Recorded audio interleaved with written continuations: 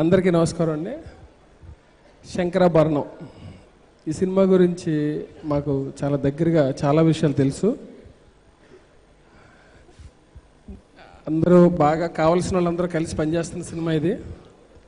మెయిన్గా కోన గారు, సో ఆయన నాతో పాటు ట్రావెల్ అవుతూ ఉన్నారు రైటర్గా. ఆయన ఈ సినిమాని ఓన్లీ ప్రొడ్యూసర్ లాగా లేదంటే ఒక ఇది కింద కాకుండా టోటల్గా సోల్ పెట్టి చేస్తున్నారు.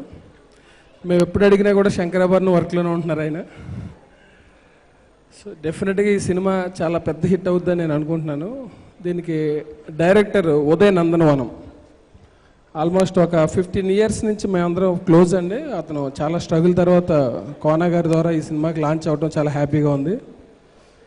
సో దీంట్లో నిఖిల్ చాలా ఫ్రెష్గా ఎన్ఆర్ఐ అనే ఒక కుర్రాడి పాత్ర చేయడం అనేది డెఫినెట్గా చాలా ప్లస్ పాయింట్. అది నేను చాలా ట్రైలర్స్ చూశాను, సాంగ్స్ చూశాను.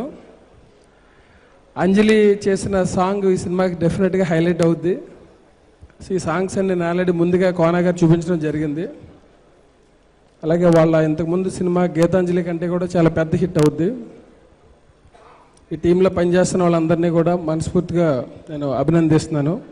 మ్యూజిక్ చాలా బాగుంది, ఎవ్రీథింగ్ అంటే టెక్నికల్గా నెక్స్ట్ లెవెల్లో సినిమా చేయాలి అని కోన గారి పడిన తపనంతా ఈ సినిమాలో కనిపిస్తుంది. ఆల్రెడీ మనం ట్రైలర్స్లో చూసాం, రేపు మూవీలో కూడా ఉంటుంది.